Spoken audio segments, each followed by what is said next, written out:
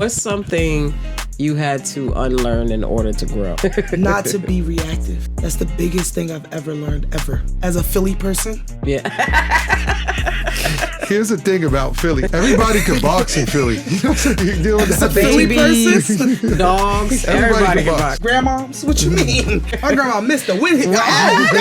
What's going on, y'all? This is another episode of Party Hills Podcast. I am one of the hosts, Shantae Wayans, and I'm with... Big Venti. Hey, we are here today, episode 3 in the making. I got a very dear, amazing guest coming to the mic, all the way from Georgetown. Philly? Germantown. You know, I practice, and then I'm looking at my boy. It was Italian town. It was. I'm just gonna get everybody's whereabouts wrong, but Germantown, Philly's finest. I feel like you can't put those together. I feel like it's PA. Anyway, let's just introduce her. This is No Nonsense, one of the illest MCs out there today. Done so much. You might have heard her music playing on your favorite movie, favorite TV show. You may have checked her out just Spotify streaming. She's everywhere, yo, and she's here for y'all today. Shout out to LG, my homie. LG Team Genius. That might be the illest intro I ever got in my life. That was a fire intro. That was the illest. Can we put that on top of the album? Come on, listen. Can we put that on top? I need you to narrate the album now. We just gotta change the Georgetown to Germantown. Oh, it's going on the album? Let me hit my ad lib. Ciao. What's so fire about this intro is that I heard it 5 different times from 5 different people in LA, because LG is loved by everybody in LA. Absolutely, man. Not just LA, just honestly, so many places, bro. Let me tell you, the first time I caught LG, and you know, when we in the influencer stage, we in social media stage now. So the crazy thing is, there's a lot of people that know about people, but they don't know each other. You know, so I remember seeing this beat. She was just in this cypher, no beat. She was banging on her chest and just spitting. I must have played that video over and over again. And at the time, I would do these like recap videos, and so I would just look for her music to just play. But I caught you around like COVID, the whole BLM movement, and I've been hooked ever since, man. Hooked ever since. Thank you. I love you, bro. No, for real. It's so great to just have you here in general. Like I said, your spirit. I've known you for quite some times, but I've been checking out interviews and just certain things that you've been doing. And it's so weird that even if you know somebody, there's so much more. You know, she's told me stories. She's dipped into all that. And there's just so much more that you grow to learn. For one, I didn't know, and we've had this with a lot of guests so far. You come from a musical like background, just your parents in general. Yeah, for sure. Being in that, could we? Hey, I don't know if I want to say it, but I think the best musicians come from musical parents. Yeah. This is a 3 for 3 right now. We've had 3 fire musicians back to back. Tabby O'Neill, Kaden Renee, LG, the lyrical genius. Let's go, baby. You know, I did my research. And she's true to her name. She got bars. Let's go, baby. She do. Tell us about that, though. Yeah, I mean, growing up, my dad was a producer. He played the piano. He rapped as well. My mom rapped.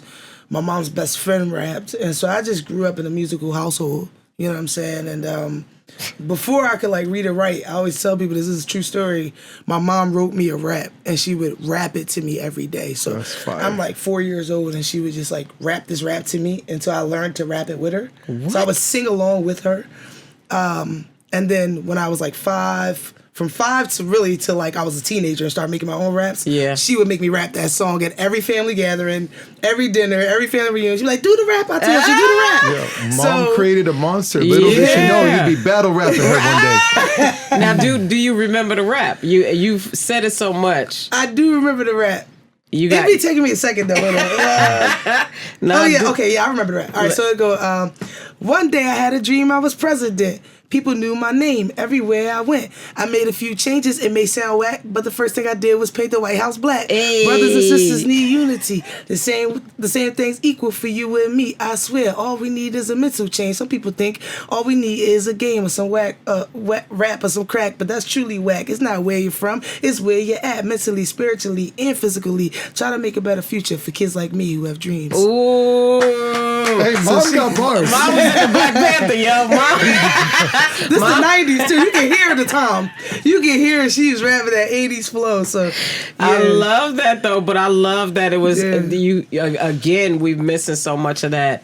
Nowadays, it's that real conversation, but also uplifting in a way. And it's a lot that what we're missing, which is probably why another reason why I gravitated to you so much. You had a BLM song out, and you just, I mean, one, you have so many different styles. Like once I found out you was doing music for like movies and TVs and stuff like Disney. I did my research. She in a SZA movie and all that. You know, to have that wide range of like, you got a song in a Disney show or Disney trailer.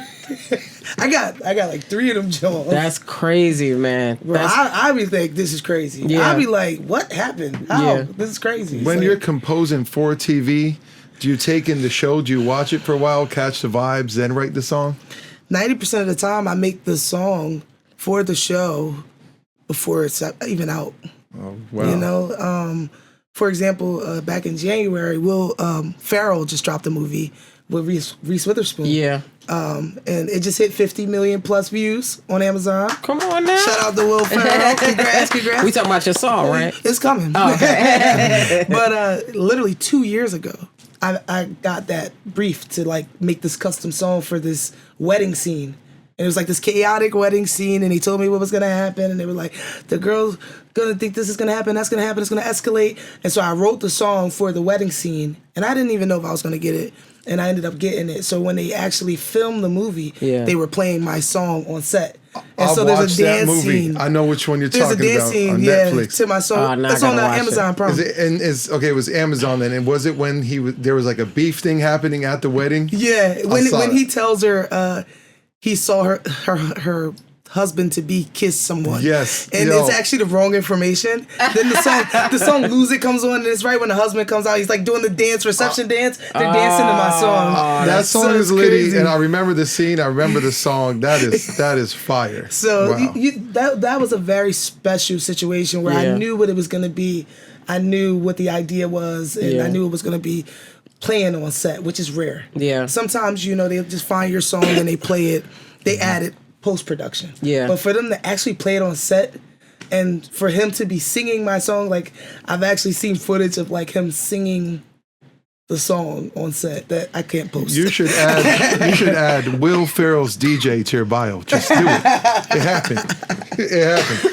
We share that in common. I've worked with Will Ferrell before. So Let's go. Yeah, I sold the show to his network, Funny or Die. What? So LG and I keep getting more connected. Let's go. I know, big, bro. I know you got the big bond with Shantae, but I'm sneaking my way in. Come on now. I know her homie Alex and everything. I share on good vibes. I'll always share. I'm never selfish. So actually, our first guest, Shantae stole from me, Tabby. So I want LG for Tabby. That's a fair trade. That's a fair. I don't know. I gotta look at my cards. I might have to give you somebody else, brother. Yeah. I got a lineup. So is it your music or your personality that makes everybody love you? There's two amazing sides to you, right? And I watched you on the show Rhythm and Flow, and your personality on there too. There's an earlier scene where everyone's going on the stage for the first time, and you're saying, "Hey, everybody, get ready for this. We're about to be seen by many people." You're always uplifting people.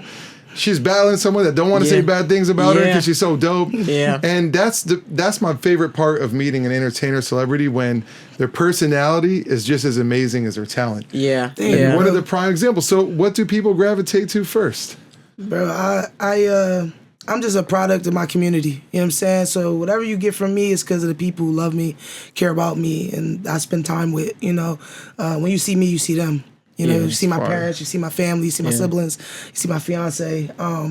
So I give the credit to that for sure. When you see me, you see them. It's real. The funny thing is, because again, I just learned about your mother and your parents in general, but I met her mom. You know, she was celebrating. It was your birthday. Or no. They was playing a song. There's It was a booking from yeah. From that, we ain't gonna mention that bull. Oh yeah, but from the Rhythm and Flow. Yeah, it was for the after gay the show. spot. Yeah, after the show. Yeah. But we went and celebrated her, and her mother pulled up. Yeah. But you just would never, you know, I'm sitting there, moms, not old looking or nothing like that. Just like, oh, look at cool ass moms in the club with us. You know what I mean? But I thought that was so fire. So that journey in general, how does a Germantown, Philly, you know, MC, just artists in general, how do we come up out of George? Why I keep wanting to say George? Germantown. I know. You're doing great. G-Town. Yeah, G-Town's cool. We call it that. Brickyard. That's the nickname, Brickyard. How do we get LG into LA and into like even movies and TV shows? How does that journey occur? Not to be frank, but God, number one. Yeah. Because like he had a plan before I had a plan. I didn't know what I was doing, and things that were aligned. People were talking about me in rooms before I meet them, which still happens. That's God. That's the universe. That's something bigger than me. But I think those things don't happen if you don't just stick to the work. You know? Life gonna happen, but you stay in it, stay locked in, and you'll find your way to the opportunities and the blessings that's waiting for you. Yeah. But I started in college. Obviously, I've been rapping since I was very young, but when I was younger, as a teenager, I would just record songs in the house by myself. I never released music like that. So I had like 1,000 songs before I went to school, before I went to college. And so when I got to college, I would, because I'm used to doing it already, I had a studio in my mom's basement. Shout out to my mom. She bought me Pro Tools, Reasons, all that. Yeah, I had the Digi Design box, you know, back in the day before you had to pay a subscription. You know what I'm saying? It was cheap back then. Buy one time, you make a million songs. Right. You know what I mean? So once I got to college, it was just like, bet, I'm going to do a college mixtape. So that anybody I met on college campus, and I was a ball player, so I was popular, it was like, oh, you rap? Oh, you sing? Oh, you do this? Yo, come to my dorm room. It's a studio. So I started recording in my dorm room, and then I made a song called Party in My Dorm Room, and it went viral on YouTube, and then I almost got expelled for it because it's a dry campus where we was drinking. So then I made a remix to Happy to make the president of the school happy. Like, look, this is a positive song. And she approved it, and we used the facilities, and then that went viral. And so really I was just taking, you know, my real life experiences and making music out of it and making moments out of it. And I was doing something more intelligent than I understood by just like genuinely enjoying life and be like, oh, I'm gonna make a song, make a video. All my friends gonna come through, the ball team gonna come through, the frats gonna come through and make it a moment. And then before I knew it, I was on college tours. And then, you know, I did the college tours, I graduated. Next thing I know, I'm in Philly, and I'm like, all right, how can I maneuver through Philly? Okay, I'm going to tell all the Philly rappers like Gilly, Waz, all the street rappers, yo, y'all hard out here in Philly, but I got this whole college following. Like, I got 20,000 followers. They all college students. I throw parties in college. I got this whole movement in school that like, yo, if you bring the streets, I'll bring the college students. We could collab. Then I did a song with Gilly. Then I did a song with all these Philly people. Like, yo, you bring the streets, I'll bring my college following. And then that got me to other rooms where it was like, yo, you should hit this guy up and do this song. And then it ended up in the movie. And that was the first time that happened. And I was like, what the hell is this? I'd never heard the term sync and licensing. You know what I mean? I never knew what that was. I was a person who just dumped all my money into my music. I just believed blindly. I didn't need any proof. I just believed it was something. And I remember like, I spent like 20 grand one year out of my work checks on music. And I seen it in my taxes. I was like, damn, I spent like, I'll never forget, it was $23,650. I'll never forget the amount. I was like, I spent all of this on music? This is crazy. And then when I got my first sync placement, it was only $2,500. But it was the first time someone was like, you're going to get paid for this song to be placed in something. You're going to retain ownership of the song. And it can get placed again. And you can continue to make money off the same song. And if you make more songs like this, they each can make money. And I said, I'm doing that. That's when everything changed. I was like, oh. Which is crazy, though, Because first of all, the blessing in itself is that you even got that knowledge.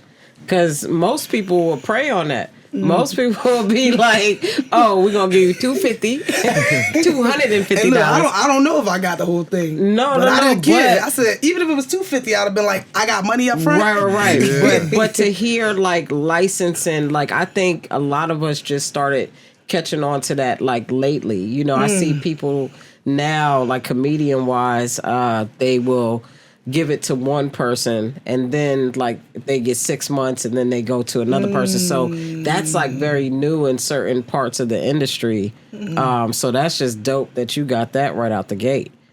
This is 2018. I graduated 2014. So 4 years later. Damn. After I graduated college, I found out. You graduated 24. Oh, that's college. College. Oh, I was about to say. Not high school. college. Damn, I'm old. But yeah, I met a producer. I actually met a guy from my college. I did this college tour, and I met this guy at the tour. And he was like, you should hit my producer buddy up. They're doing demos. Send him a demo. And I sent the demo in, and the guy liked it. He was like, yo, come out to New York. Let's work together. Went out to New York, worked with him, made the song. His label got the placement. And so when his label got the placement, that's when he hit me up. Like, yo, my label got this placement for this commercial. And Lala Anthony was in it. And I'm like, what? So it's a commercial? Our song's in it? It just sounded crazy to me. I'm like, yo, this is major. Yeah. And that was the first time I heard it. But that wasn't even the way I got to LA.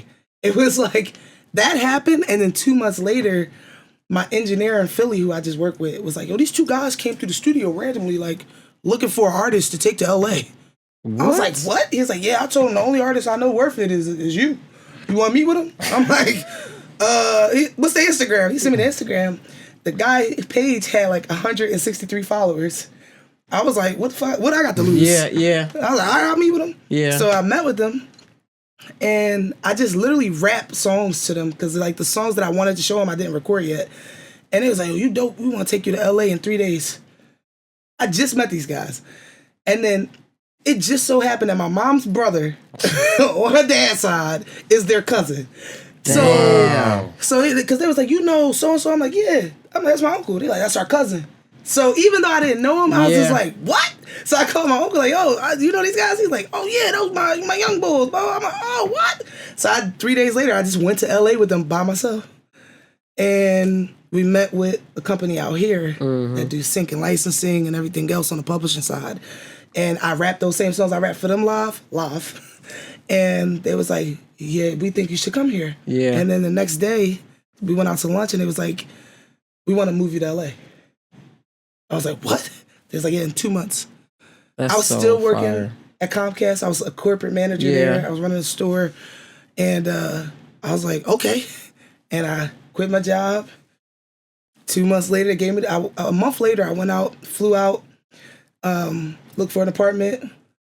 They gave me the money, put the money down.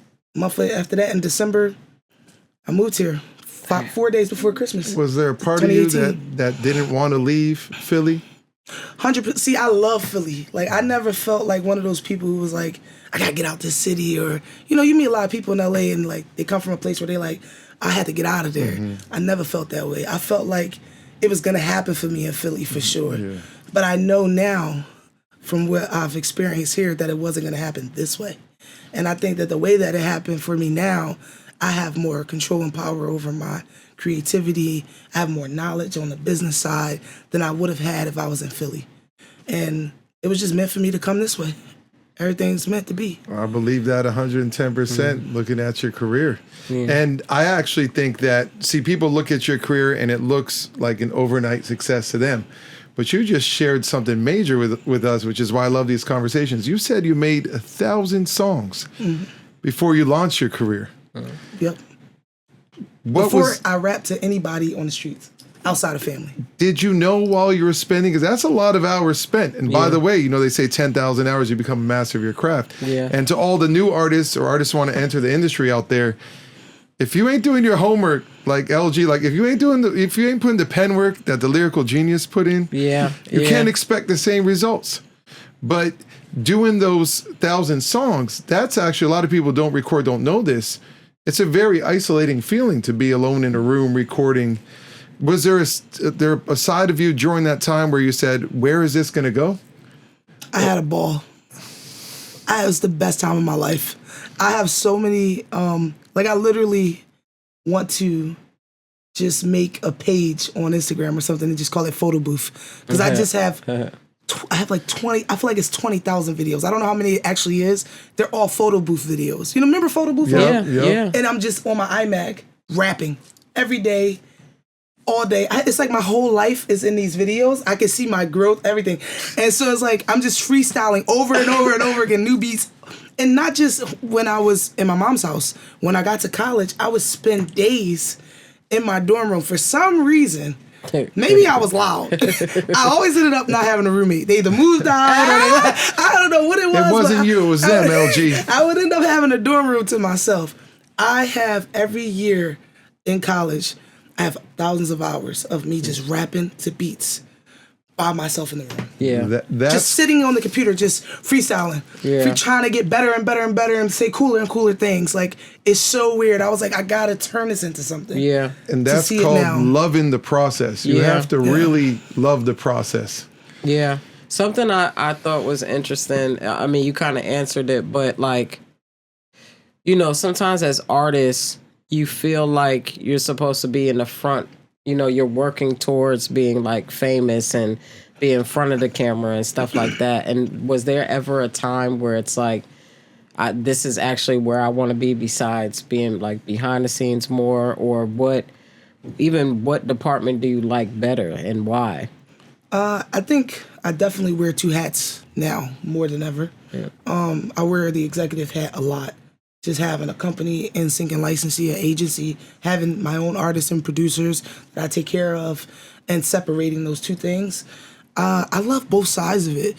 I do fall in love with the executive side a lot because I do feel like there's no time frame on it. Yeah. And that's powerful. Yeah. And so I do take heed to that and be like, oh, I'm exercising and mastering this ability to build companies and work with people and build staff, and that's something that's like artist career, that's just like a whole separate thing to know how to do that most people as artists can't transition to. Yeah. There's a very small amount of people, Jay-Z's and the people who've done it. Yeah. So I do take heed to that and I don't take it for granted. Yeah. And so I love that, but I can't die with all this inside of me. Yeah. I gotta get it out. That's real. Like, it's not living if I'm not getting it out. When I'm not expressing myself, I'm not creating, there's something that happens to me emotionally and spiritually where I can tell that clock has ran out of the executive hat. It's like, oh, time to create. Yeah. Like, I have to.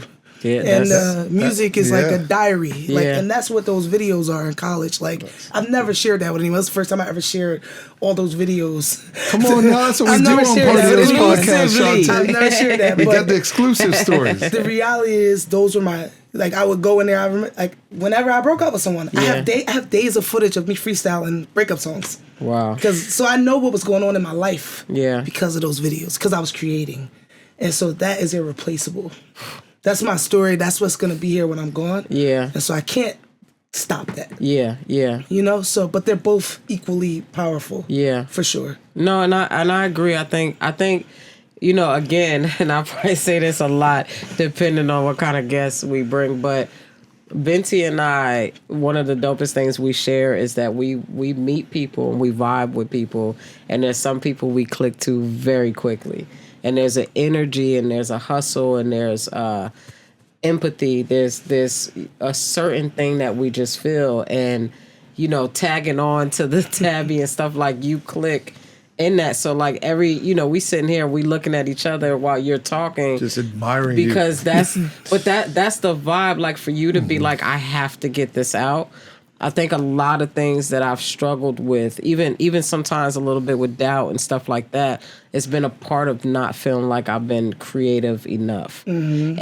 And when I mentioned you being in the backspace more than the front, whatever the case may be, that it's the same thing for me. I love being behind the scenes because I feel like I can help so many people bring that vision alive and motivation. Mm-hmm. But now that you mention it, I feel like a lot of my holdback has put me into like that depressive state or just in a isolated state because I can't figure out how to get this out creatively. Mm-hmm. And the way I want to, like, I wish I had a dorm room for a year by myself. You know what I mean? Like, I'm always with somebody. Like, I'm always in that sense. So. You know, it's so real, and artists get stigmatized. Like, oh, they're just an artist. Yeah. But an artist's job, you just pinpointed, is to create art. Mm-hmm. And if an artist isn't putting out art, they're no longer an artist. Mm-hmm. And another big challenge we have, and you mentioned getting the creativity out and you playing both roles, the executive side, artist side, is you have to have some sort of a routine or balanced schedule. Mm-hmm. But how do you balance a stream of consciousness or creativity that just comes to you? Yeah. You can't. It may come to you in the moment, and if you can't always plan it. Mm-hmm. Yeah. And that's a difficult thing to juggle with. Well, that's where like that artist guilt comes from. You feel like, am I missing the moments? Am I not stepping away to do this thing that I feel right now I should do because I need to do this business thing? You know, today was one of those days for me. Wow.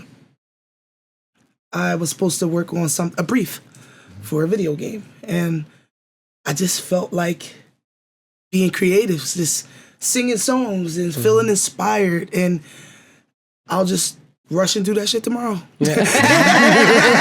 I'm ready for profound answers. Like, I'll get it done tomorrow. I just let it go. And if it's meant for me, I'll still get that shit. If it's not, I won't get it, but I'll get the next one. Yeah. But I felt like my spirit needed to be inspired today, not logical. Yeah, that's real, man. I love that. What's something you had to unlearn in order to grow? Not to be reactive. That's the biggest thing I've ever learned, ever. As a Philly person. Yeah. Here's the thing about Philly. Everybody I'm not going to say anything else. Everybody could box in Philly. You know what I'm saying? You deal with that Philly person? Dogs, everybody can box. Grandmoms, what you mean?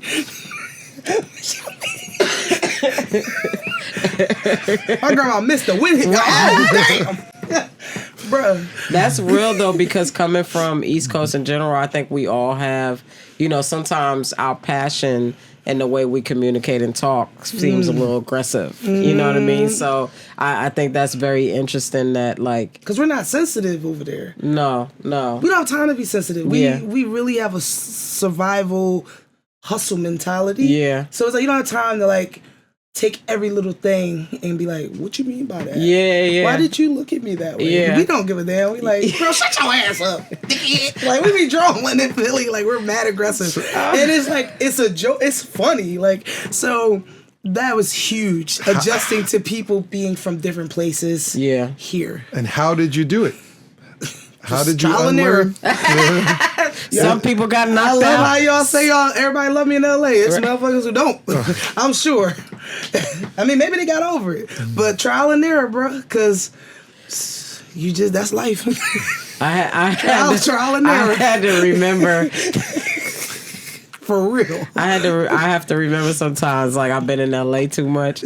Because, you know, Vinci and I talk a lot. And sometimes, like, today he caught a little attitude. But I understood the attitude. So I just said, let me get off the phone. And then he hit me back like 5 minutes later and it was cool. But just like, I caught myself for a minute because I was like, should I cuss this thing out? What was the attitude? I don't even remember. It was so... You're plotting on me silently. So Vinci got a studio. I apologize if this happened. No, it was your fault. Vinci got a studio and he don't give out the address. He just be like, yo, look up the moon. And you be like, what? He's like, you put in the moon, it's going to bring you right to the location. So then she texts me, and she go, it's in LA, right? And I go, yeah. I said it before I even asked him, but I was like, yo, Vinci, what's the cross street? He's like, man, see, this is why I don't like people. See, let me explain something to Shantae, because she is a rapper now. But you know. I've heard the songs. You don't. She's a dope rapper. I've heard it. You don't put out the address. You know, that's I'm really big on not putting out an address. Did y'all hear me say an address? My point. You gave a hint. You said a city, and it wasn't. Was it Germantown? What's the one you got from? Georgetown. That was intentional. Now I know. My point. Yeah, she's smart. She's My smart. point She's is, I ahead. wasn't supposed to be sensitive about it. I just had to get it out. But I was saying that it'd be stuff like that because I really could have came in here with a different energy, a different attitude, and been like, "Yo, what?" For no reason. Yeah. Because Venti also got 5 phones. I'm holding one of them right now, so he got so much anxiety. Bro, can we talk about my unlearning? My bad. Let's switch topics to my unlearning. My unlearning is giving away kindness at the door. Too much kindness. So what I was doing is I was overextending myself. Actually, you know what? They say you can't be too kind, but you can be too nice. Maybe I was being too nice. So I was in an industry where you're like, hey, sure, take all of this. And they're like, all right. They doing the dash. Then you see them on TV and you're like, oh my gosh. And I overextended myself to too many people and got taken advantage of. And that was something that I had to unlearn actually to be successful. Because guess what? My creative time to work on my music was all going towards other people's crafts and not my own. Yeah.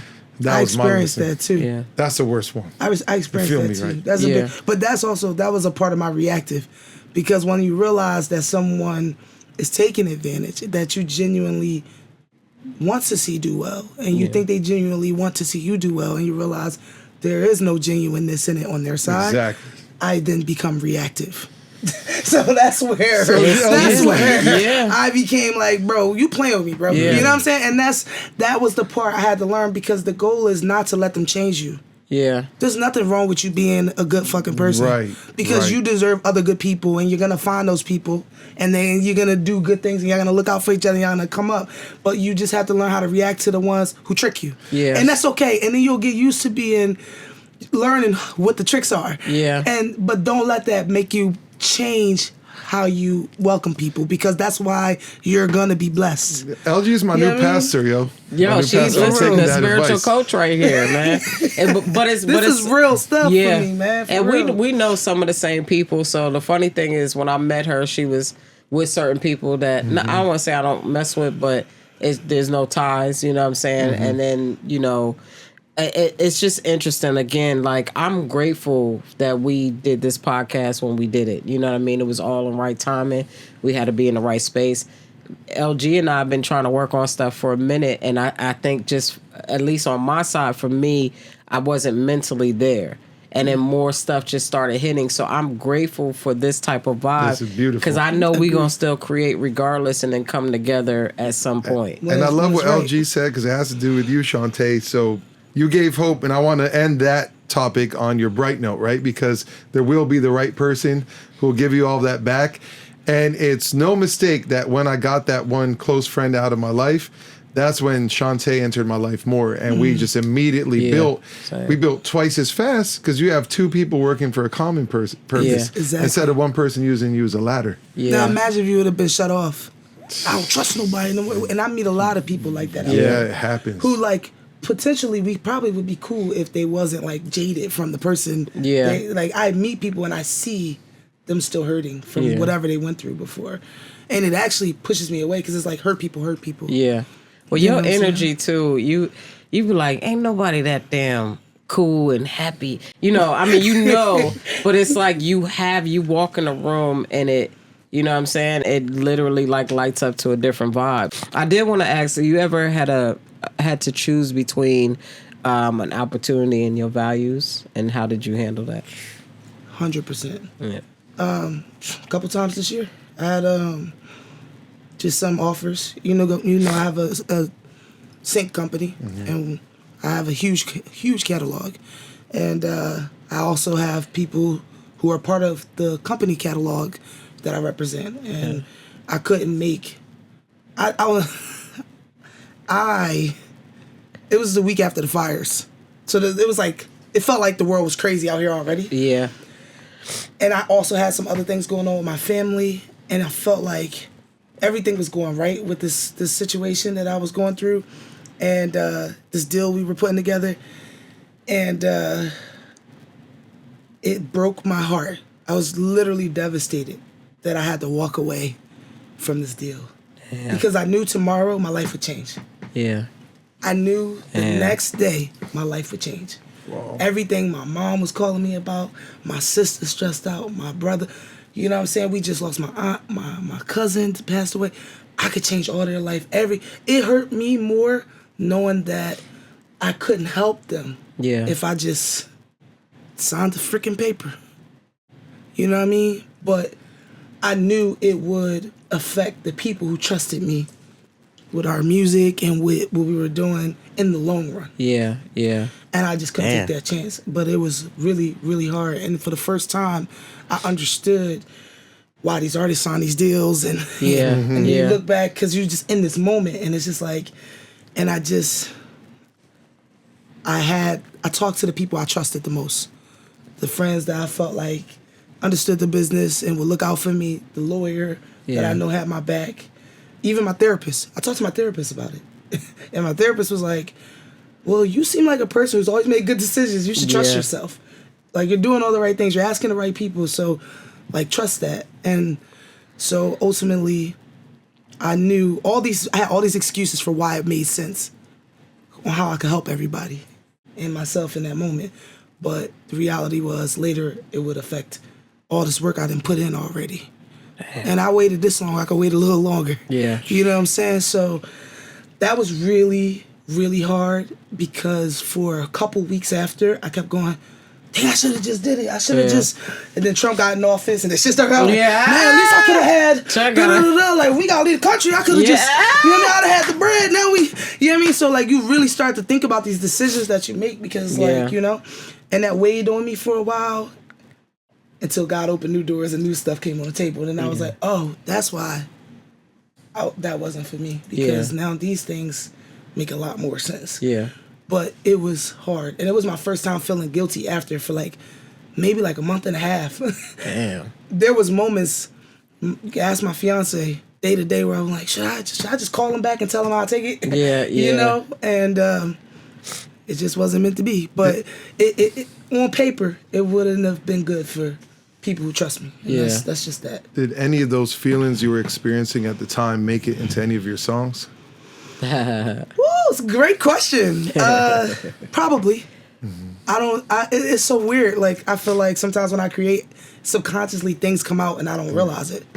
So I don't remember intentionally expressing it, but I'm pretty sure, because it was on my mind heavy and on my heart heavy, more or less because I knew I could help my family.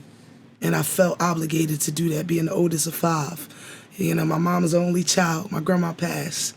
You know, it's just us. We're the oldest in the family, me and my mom. There are studies that show that most of the pressure falls on the oldest sibling, and because of that, they're most likely to face depression because of that burden you have. Because if something goes wrong, it doesn't just go wrong for you. It goes wrong for the people under you. 100%. Yeah. And when everything goes wrong, it falls on you. Yeah. You gotta be there. You gotta be the rock for your mom. You gotta be like the leader for your siblings. And then you're also like the person everyone resents because you're on everyone. Yeah. And then when it goes right, you sometimes don't get a thank you. Right. Really? Everything go right. It gotta be some bars, because you coming out with a new album. Seymour Street. It's a block in Germantown. I was just saying slow, for real. It's actually up and to the right of Georgetown. We can be nondescript. Georgetown down the block. No, but you're like, there's a one time where you say the address. You rep your block. Yeah. Germantown. So Yamean is the first single on the album? Yamean's on the pilot episode, which is out now. That's an EP, right? EP. You did say that, and I was like, nah, she got, and I was thinking of Seymour Street. Seymour Street, nothing's out from that yet. Damn. That's a whole new project. I haven't dropped anything yet. This is the first time I'm mentioning it. Before we dig deeper, because I want to know all about this first time project we're hearing about, or first mention of the project, I want to understand where the title of the pilot EP, because a lot of people don't know this, the pilot is a film term. Did that come from your pilot episode? So there's like a triple entendre for sure. See, because there's always a hidden meaning, or 3 hidden meaning, triple entendre. There's a triple meaning for sure. Number one, long before the show was announced, I knew the show was coming out, and to me, the show was the first time I felt like I was getting the exposure I deserved. Every time I got something, I worked, I grind through it. I might have went viral or whatever, but this was the first time I felt like I would reach people who would never see me. You're talking about Rhythm and Flow. Rhythm and Flow on Netflix, and Netflix is huge, and it's a huge show. You know, I had Eminem, I rap for Eminem, I rap for Luda, so I saw the photo swipe. She said, I shook Eminem's hand. She said, this is the hand that shook Eminem. And then if you swipe on her Instagram, you'll see the hand. Oh, yeah. But she was cheated out of And I made nobody touch my hand that day. I was like, I shake my hand, bro. I'm not playing. They actually put that clip in the show. I was like, why did they? It was great. I enjoyed it. Yeah. You know, but when you hear yourself back, you're like, God damn. But I meant that shit. Yeah. But nah, like, that was huge for me growing up listening to Eminem. A lot of the rap that I ended up rapping for Eminem is something I wrote to an Eminem beat. Yeah. The rap that I rapped for Big Sean was a rap that I wrote to a Big Sean beat. So it was like, I didn't know Big Sean was gonna be there. He was a guest. But I ended up being able to perform a song I wrote to his beat in front of him, you know? And so there's no mistakes, you know? And both of those songs was created when I was in that dorm room alone, you know, years ago. Yeah. I rapped songs, verses that were from 10 years that before. Don't even make sense. I didn't even rap new verses. They that were like don't even very make old sense, verses. Yeah. Because I'm like, little LG? Yeah. Y'all gonna get that too. Yeah, you had to. She been waiting for this joint. Like, no, y'all getting I all love of that. So I'm like, you getting these old verses, these new verses, you getting all this. Like, so and it just happened to be do that I it ended for the up younger rapping. you. Yeah, do it do it for the inner you. child. It was real. I I took it serious. Because you have so many different flows, you could pretty much rap to anything. I mean, you can. What's your favorite? Because I don't know this tone. This is you and Venti kind of convo, but what's your best flow that you like rapping in? If that makes sense. Well, I So all the love musicians don't look at me like I'm just stupid. I love storytelling. That's my favorite. I think when I storytell, I touch people around the world that I don't know. Yeah. I think that's when I'm the most prolific. When I'm storytelling, it could be my story or someone else's story. Yeah. The song YBN, which was the BLM song, Yeah. I was telling other people's story, and it got 60 million views on TikTok. Man. And I didn't have an inkling that anyone would get it the way I got it. I was writing it because I felt something inside. My spirit needed to get out, and I felt like I needed to express it. These stories, and I didn't know all these millions of people would agree. Were these stories you saw growing up?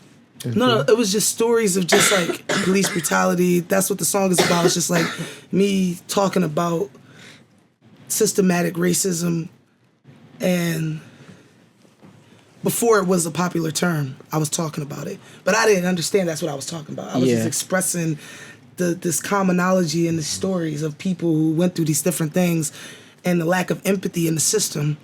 And I didn't know all these, like almost 200,000 followers of mine came from Brazil alone. They have very big issues with police brutality. I had no idea about Brazil. I got 500,000 followers on TikTok because of that song. It's incredible. And I put out a song that I didn't think would do that. I mean, I knew my goal was to put out something that was real to me and authentic to me and people to feel it. Maybe Philly, maybe America, but I didn't know it would do what it did. And it shifted so much for me in my career. But I was storytelling. And those stories were stories. That song YBM is a combination of just like seeing my community, seeing where I grew up, seeing things in the news, all these things kind of mashed into one thing. And how I seen systematic racism growing up and didn't know what it was, seeing it on the news, didn't know what it was, seeing it in social media, and expressing that. So it's just storytelling that works for me. And Ken, now we're going back to the first time we're talking about this new project. Can we expect a lot of storytelling on your new album? Definitely. I mean, one of the songs on the project is called Neighborhood. Oh, well, just for the clip, so y'all have it. The pilot episode, just to get back to that real quick. I called it the pilot episode because I knew the show was going to show people my music. And I knew that people who never seen all the stuff I did before, this would be the first time they saw me. And so in that moment, nothing that I did before mattered. It was the pilot for everyone else. Yeah, I had a viral song. I had already had a viral song. I had already did songs on TV for film and sync. That didn't matter in this show. This show, they were seeing me raw and uncut LG for the first time. And so that's why I call it the pilot episode. And then when the producer sent us the first round of thumbnails, my pitch is me on stage as the first thumbnail on the pilot on the first episode of the season. So it's not the pilot because it's the second season, but the fact that they used me as the picture, I thought that was crazy. And so that was wild. So it was a couple of things that made me feel like this is my launch. Yeah. This is me selling you on a season about me, you know? And that's why I named it that. But to Seymour Street, that's the block, you know, I grew up on as a little girl. You know, my grandma's house was there. I lived with my grandma on Seymour Street. My great grandma lived right around the corner, walking distance. And it's right on Germantown Ave. Yeah. And we lived on Germantown Seymour right here. And I wanted to write something about my storytelling, because a lot of my music is about cool moments. Mm-hmm. I make moments for TV, so I don't get to tell my story all the time. Sometimes I'm just making songs that, you know, work for a moment. And so to be able to like really talk about the little girl LG and what that was like growing up and being inspired and having like big dreams, I thought that was important to put that out there in the world. And even on social media, a lot of my content is like I'm rapping or I'm doing stuff that's cool, but I had a hard time like opening up to people and really telling people a lot about me. I think they're still learning about me, but Seymour Street is an opportunity for me to just like be vulnerable and just talk about all these different moments in my life that made me who I am. That's beautiful. I love that. Any important key players you collaborated with to make this project? My man Tony Esterly, he produced a couple records on there. He's a huge producer. He just dropped a song. He produced the new song with Big X the Plug and Shabuzi. I think it just hit Billboard. It just hit like 77 on Billboard. Congrats to him. He produced a lot of my songs. He produced 4 of the songs on the pilot episode as well. You know, Finnessy, another huge producer in the industry. He's one of the producers on there. But right now, the songs that have been selected, there's actually no features right now. There's no features right now. You went all in. You can keep it that way? There might be songs I end up putting people on though. or remixes, but at this moment, it's like, it's my story. So That's I'm just narrating my experience through life right now. It's going to be an audio journal for people, you know, listening to your story. Is there one song on the project that you really want people to look out for that's a standout with your personal story or a big event that happened in your life? Can I say 2? Yeah, let's hear 2 of them. Because I can't decide. I want to hear all of them actually, but we'll keep it to 2. One is called Neighborhood. Hey. That song is the essence of Philly. It's the essence, you know? It feels, when you turn it on, if you close your eyes, you standing on Seymour Street. That's how I feel. On a sunny day in the summer, that's how I feel. The other song is called Scrapbook, and it's just my family history in the song. It's like, it's that feeling about, it's nostalgia that you feel when you go home and you look through your scrapbook and you go, damn, yo, remember us when we was young boys and we was... That's Scrapbook. So those 2 right there, they mean the most to me on the album. And there's a lot of fun songs too, but those ones right there, they came from a spiritual place. So that's deep. And an even deeper question, do Shantae and I get a sneak preview after this? 1,000%. That's right. And what's the release date of the album so everyone can know when this project's coming out? So right now, I'm doing a rollout for the singles. I'm going to base it on that because we are also in the middle of putting together a tour.